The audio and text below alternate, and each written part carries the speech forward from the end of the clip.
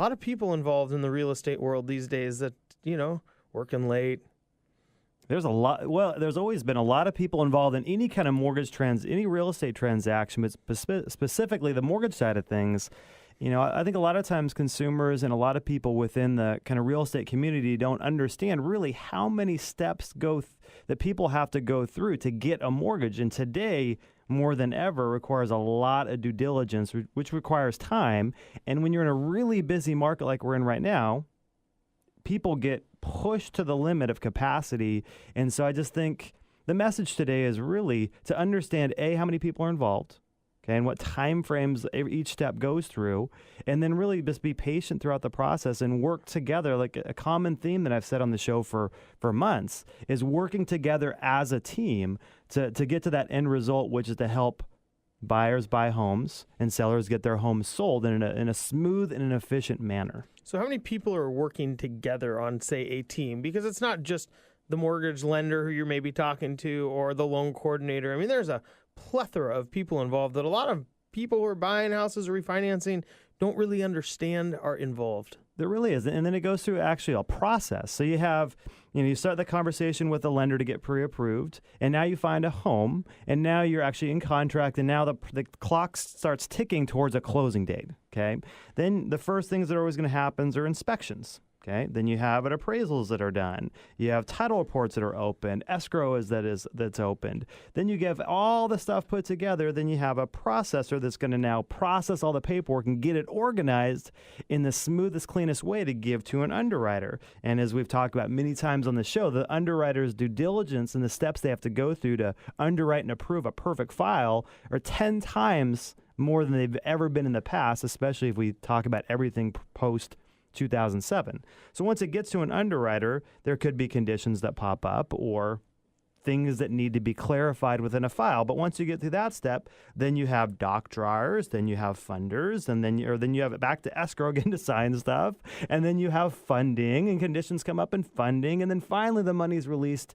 You get the loan funds, you get your keys, and you can move in. We're talking about 10 to 12 different people involved in the transaction. And each one of those people have multiple clients they're helping out at any given time. Not only that, most of those people are companies with teams. It's not really one person. Oh, yeah. You might have an escrow person who's signing the paperwork, but there's probably a different person who prepared the paperwork, and maybe there's a different person who's setting the appointment. You talk about 10 to 12 professions who are involved. Mm-hmm. But then if each one of them has, 2 people, you could be talking about 24 or even 30 people trying to coordinate on one transaction. It really is. So if you think about all the people involved in the transaction, if there's delays in any one of those processes, everybody wants a smooth and uneventful transaction. They want it done in 30 days or less. Okay, pretty industry standard.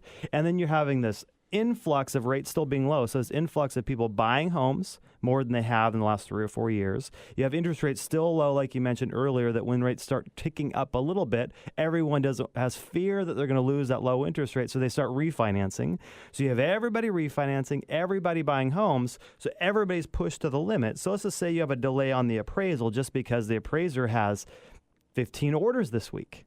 Okay, and instead of taking 2 or 3 days to get that appraisal, maybe it takes 4 or 5. That is a delay. The inspector has more deals than they've ever had in the last 5 or 6 years. If they can't get out to the inspection for 2 or 3 days or 4 or 5 days, there's a delay there. Every step can cause a delay. So if you don't execute everything as smoothly as possible and as efficiently as possible, quickly and efficiently, because you can't just send files to underwriting and processing that aren't complete, so efficiently and quickly, then you're going to have a delay, and that's going to create stress. Okay. And what's interesting about the market today is as these buyers are out there making multiple offers on properties, they're not getting all of them.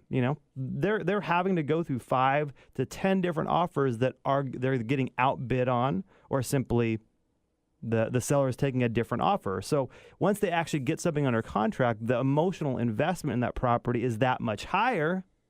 So hence you have so much more emotion going into every transaction, hence it creates stress. Yeah. Well, you talk about 10 people. Let's just say everything takes an extra day because it's busy.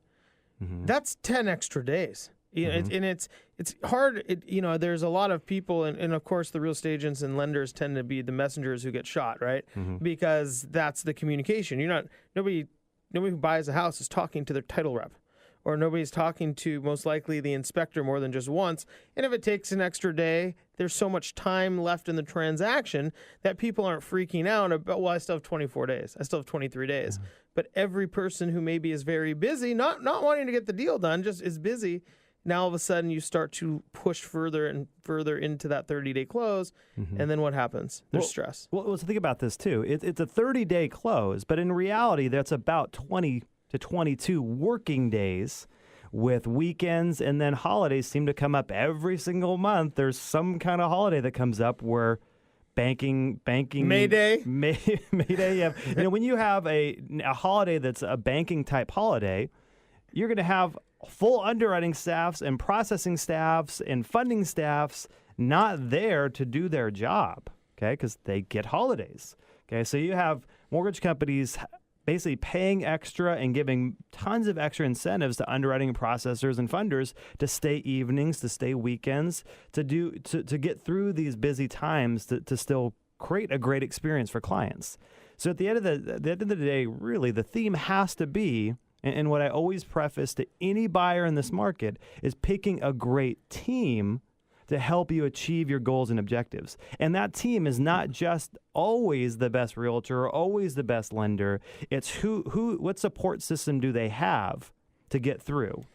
And not only those holidays, but then you also have, like, say, Memorial Day. Well, how many people take Friday off before Memorial Day so they can start their drive over to Eastern Washington? So you can even lose more days. That's Memorial Day, right? Everybody gets it. So. And think of it this way. Not only are those days off, but those creates those rush positions, okay? Rushing docs, rushing underwriting, rushing funding. And so when you get to these positions of shorter and shorter time frames because of these delays from capacity, then they're like, well, let's just ask for a rush. Ryan, use your influence and get my docs to the top of the line. Do you think there's 20 other loan officers out there trying to get their docs to the top of the line? They don't all have the influence you do, Ryan. Right. That's right. Ryan Leopold joins us with Cobalt Mortgage, a very highly influenced loan officer. But Ryan, seriously, when you start looking at these, I think the other piece of this is it's not just sometimes the teams that are needing rushes, right? Or I guess these teams that are missing people on holidays that create these rushes. Oftentimes, the person who's buying a house is also taking a vacation for Memorial Day, and they are unavailable for certain times and things. And the other piece is that when everything's a rush and everything is hair on fire important, then nothing is a rush and nothing is important. It's very difficult to grasp, but when everything is, top of the list, then there's no top of the list. And it's even true from the holiday standpoint, is that because buyers are out there making multiple offers and it's taking weeks and sometimes months to get something on their contract, it's hard for them to plan their lives around when they could actually get a home under contract. So they've had this Costa Rica trip planned for a 10-day Costa Rica trip planned for a year. They didn't know that they happened to get under contract 2 days before they were going to leave. And now it's like, okay, you want to close in 30 days, but you're gone for 10 days of those? Without access to email or telephone. Absolutely. So all these things, everybody just needs to be realistic and know that if you work with the right teams, they truly are doing everything they can to make the process as smooth and stress-free as possible. And if you pick the right team, you're going to have the highest probability of that smooth and uneventful transaction that everybody's looking for.